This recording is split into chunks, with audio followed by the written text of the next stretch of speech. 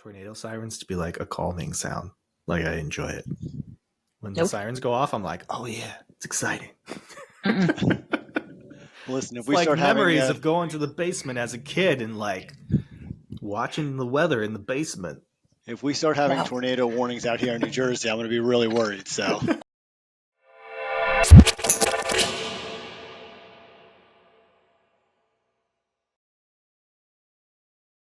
Michael, thanks for joining us today to talk about your personal money chronicles. All right. Thank you very much for having me. Looking forward to having a great conversation with you guys. Man, you too. So we know that you are, senior VP, head of sales and relationship management at Axos, but we want to go further back. We want to go all the way to learn all the things that are part of the Michael story. So, first of all, just give us the life a little bit, like take us back. How'd you get to this place that you're at? What drew you to this career? Like why are we here? That's our big first question. Yeah, and that's it's a great question, and there's a lot of different ways to answer that. But I think that I got here through a series of events, through a series of adventures, right? Missteps, going one way, thinking I was going somewhere else, and then eventually kind of found this path into clearing. So I head up business development at Axos Clearing, and I've been in the clearing industry for 24 years now, exclusively in sales and relationship management for the entire 24-year run. But the question of how did I get here, because I guess that starts, as a kid. What was I doing? How did I get here? I was doing sports, and I was very, very into high-level sports growing up. So I always had this nature in me to excel and to win and to try to push myself to be better. So that's kind of the mindset of where things started.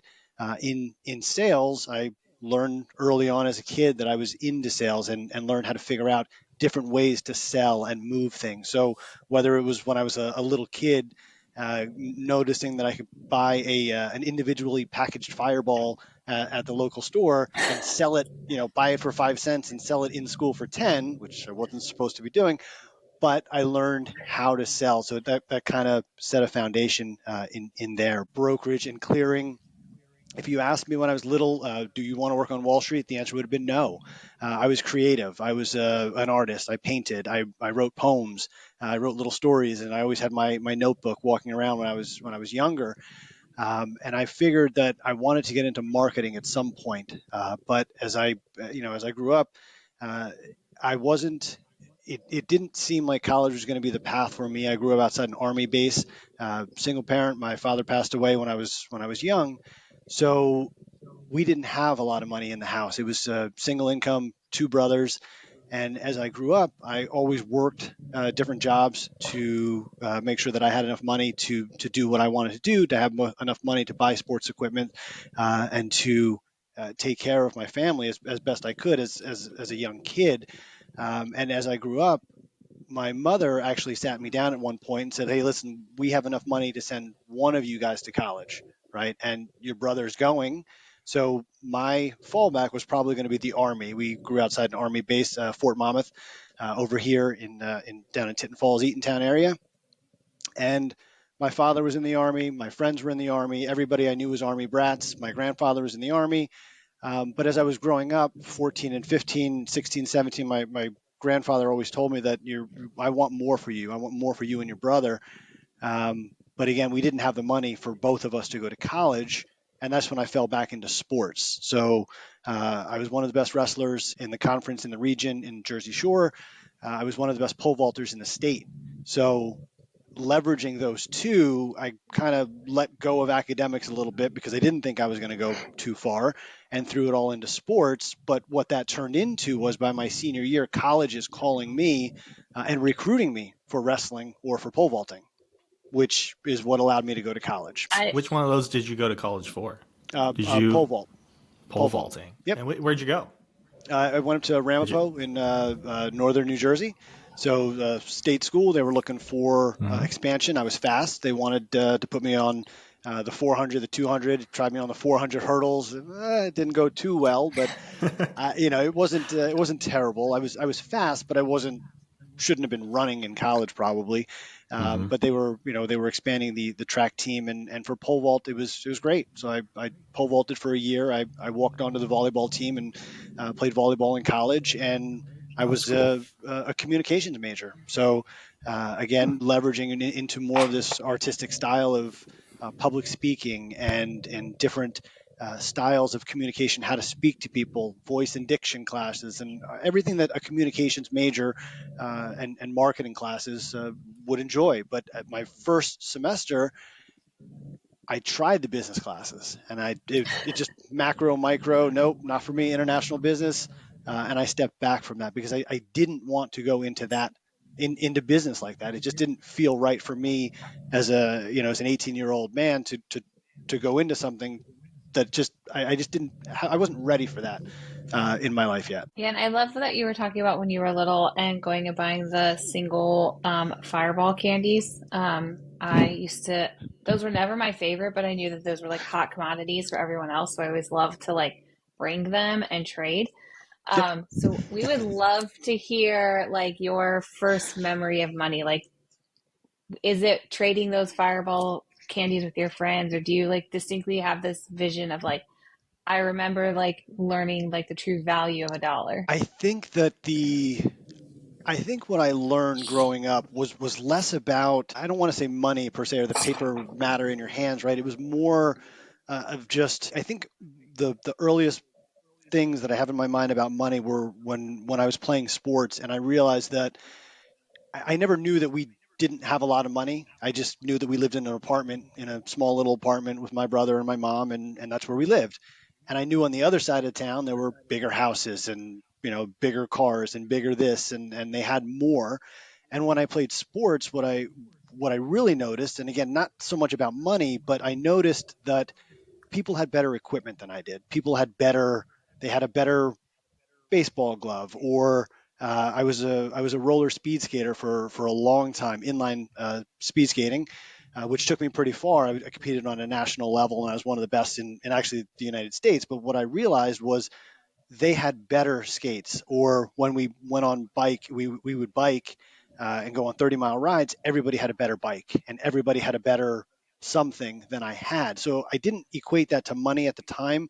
It was kind of the have not. But what I did equate it to was they think that they have a better tool, and I'm going to beat them using what I have, which also kind of sets the foundation of kind of what drives me. We're more than happy to have that bigger, better, expensive bike for the long rides, but I could beat them on this old bike that I had. So, Yeah, and I think Feels that's so that. important too, right? Because I know my son plays many sports and it gets real expensive really fast. And where we live, right? Like we've always strived to have better for our children, and where we live is much more affluent than what I grew up in. And I am the person that is like, your baseball bat that I just bought you 6 months ago is completely fine. Then, but no, the hot new bat of whatever, fire, flames, whatever is coming out. It's like everyone gets that. And he's like, well, I need it too. And I'm like, you're still going to beat them by hard work and dedication than it is like that bat, right? That bat's not going to bring you the home runs that you're looking for, or that new golf club you want is not going to give you the hole in one, or so there's always this like fine line dance that we're doing where it's like, yes, we want them to have good stuff, but like we don't want them to feel like they aren't going to be successful if they don't have it. Yeah, and it seems like you've got this theme of competitiveness, right? Like you said that earlier when you were talking about your childhood. How's that still coming into your life and what you're doing with Axos? yeah, I mean when you talk about how you get here or how you get to a position, it's the fire, it's what drives you, right? It's that moment where you push past what you think you can do, and you keep going, right? So I enjoy what I do. I'm very relaxed and calm when I'm out there selling, and I have a sales team, and when I bring them in and I see them spinning 100 miles an hour, and I say, hold on, like, slow down, let's take a step back, right? Because our type of sale is a consultative one, right? It's not a speed to market. We're not selling cars. We're selling technology. You're selling yourself. So that calmness also comes from sports, right? It's being able to harness your energy, harness your chi as you're ready to go, and deploy it when it's best suited. So I think that sports have definitely had a calming part of my life and allows me to focus my energy when necessary. So you mentioned, Michael, like your family dynamic growing up.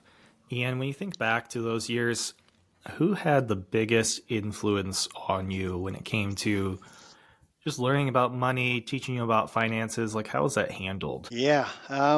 So it was not openly talked about, right? And that's something, money's generational, and as you start to accumulate it, you certainly learn more than the generation before you, than the generation before them.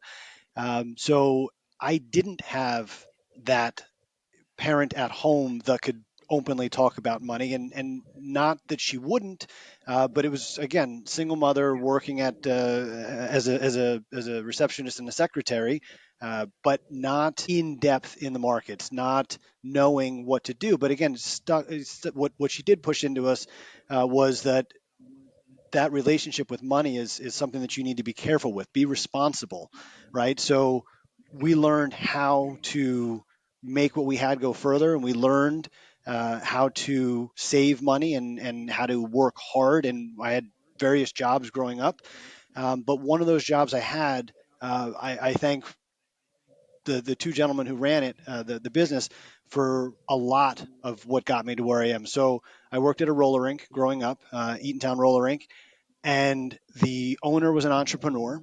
So I learned from him early on how to run a business, how to interact with clients, how to do multiple things from a customer perspective, customer facing, how to set up a customer experience. So from learning when I was 13, picking up roller skates just to bring them back to the skate check. Here's a couple dollars, Mikey. Go pick those skates up.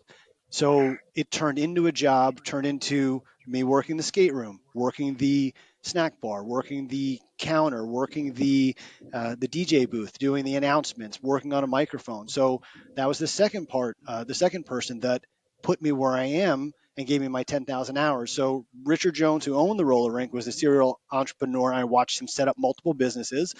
And John Fields, DJ Unique down here in New Jersey, still DJing, but taught me how to work a microphone, right? How to get up in front of people, control the tempo, your temperament, how to bring things to a pause, bring the conversation forward. So a lot of what I do at Axos is presentations. So as I'm doing the presentations, I always think back, I'm not nervous at all. You can put me in front of 10,000 people, because from Friday to Sunday on most weekends when I was a kid, I was in front of 800 people at a roller rink doing all of the announcements, all of the birthday wishes, all of the shout outs, the couples, all of that. I can do all of that. So again, if you put me in front of people, I'm nervous going up because I'm excited and because I care. I get a little nervous, but once I'm up there, it washes back down, and I'm turned into a 16, 17-year-old kid on a microphone at a roller rink. I need to go to this roller rink. Our roller rinks were not that cool, first of all. I remember it being slightly dingy. I still have that, I know that smell. Like you can walk in and you're like, I know exactly where I am. Ours was not that cool. Like Well, this, you got to I need to go. come out to New Jersey. We had a lot of freestyle music and roller skating. It was a great time back late '80s, early '90s. That was like the So our heyday of the favorite, roller rink. it was. Yeah. I do remember I did have a birthday party because my birthday's in January, so we don't get to have cool Mm-hmm. pool parties like everyone else. And I did have a roller skating birthday party. That was quite the rager for our first grade class because we All invited right. everyone. Oh So yeah. everyone was like very excited that everyone was going. But our favorite question to ask on our podcast is, what is your worst money mistake and what have you learned from it?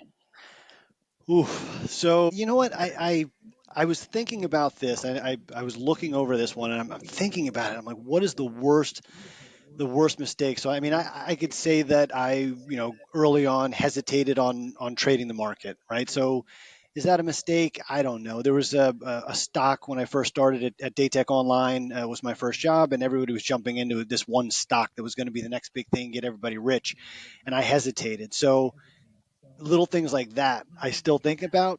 But then I saw the outcome where the stock that everybody was getting into ended up falling and crashing, and all my friends lost their money. And so I didn't invest. And I hesitated, but I was scared. I didn't have any money and I was afraid to lose a little bit of money that I had. So that hesitation sits in my head. So it's not a mistake, but it sits there. And then, I mean, I could say that a money mistake was I bought high on my first townhouse and sold low. So, but on the other side, I ended up buying the next house low, right? So I learned about the Right. cycles in the real estate. But I mean, I think more a fundamental mistake that I made with money growing up is being afraid to ask for help, being afraid to invest it, being afraid to ask somebody, ask an advisor, set up an account of Fidelity or set up an account at E-Trade, or to get my first account open. I was scared. So there was a long time early in my career where I was knee deep in the business. I watched people invest all day and I had no idea how and why. So I think the biggest mistake was not asking for help, which in as I raise my daughter, I'm bringing her into these conversations. I'm like, okay, here's an account. Here's what it means.